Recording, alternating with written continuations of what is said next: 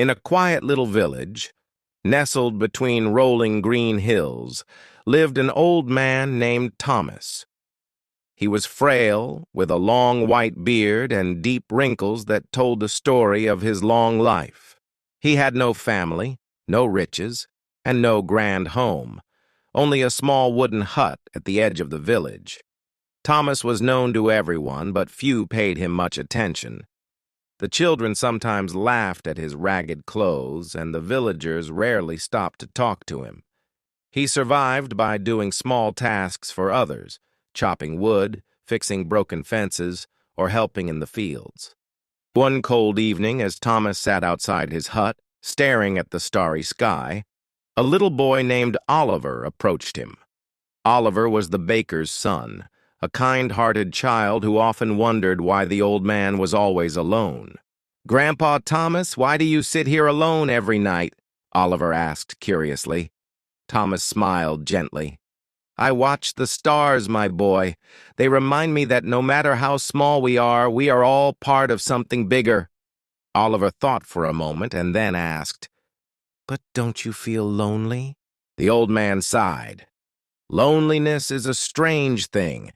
Sometimes even in a crowd we can feel alone, and sometimes in silence we find the greatest company." Oliver didn't fully understand, but he felt a warmth in Thomas's words.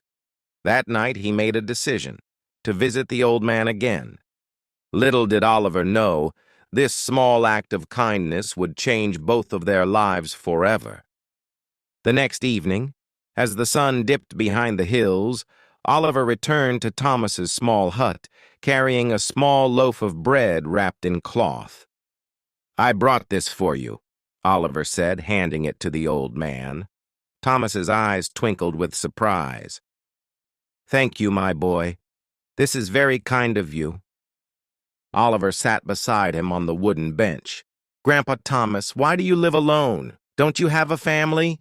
The old man looked up at the sky, his face thoughtful. "Once, a long time ago, I had a family, a wife, a son, and a little house filled with laughter. But life doesn't always go as we plan."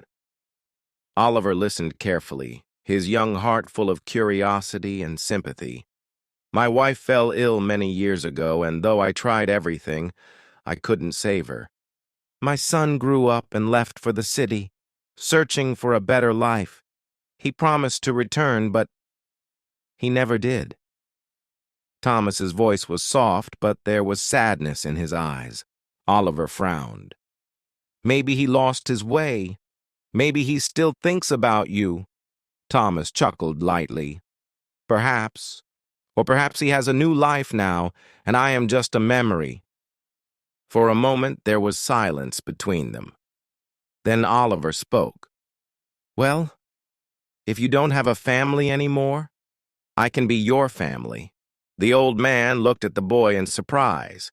His heart, which had been lonely for so many years, felt a warmth he had almost forgotten.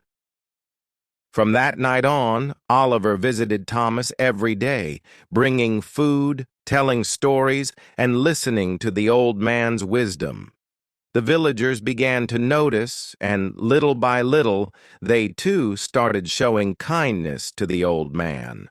But one day, something unexpected happened, something that would change everything. One morning, as Oliver made his way to Thomas's hut with a basket of fresh bread, he saw a stranger standing outside. The man was tall, with tired eyes and a heavy heart. He knocked on the old wooden door, waiting nervously. Oliver hid behind a tree, watching closely. He had never seen this man before. After a moment, the door creaked open, and Thomas appeared. His eyes widened in shock. For a few seconds, neither of them spoke. Then, the stranger took a deep breath and said, "Father, it's me." Thomas trembled, his old hands gripping the doorframe for support. His voice was barely a whisper.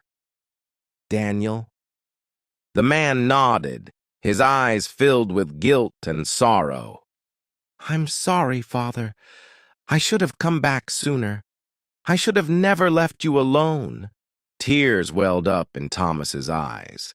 He had dreamed of this moment for years, but had lost hope long ago. "You're here now," he whispered, his voice shaking with emotion. Oliver, still hiding, watched in awe as the father and son embraced, their past pain melting away in the warmth of that moment. The villagers soon heard the news. They gathered around Thomas's hut, watching as the old man introduced his long-lost son. There was no anger, no blame, only joy. From that day on, Thomas was never alone again. His son, Daniel, decided to stay in the village, helping his father and making up for lost time. Oliver still visited every day, now as part of a bigger family. And so the poor old man who had once sat alone under the stars found his heart full again, not with riches, but with love, kindness, and the warmth of those who truly cared.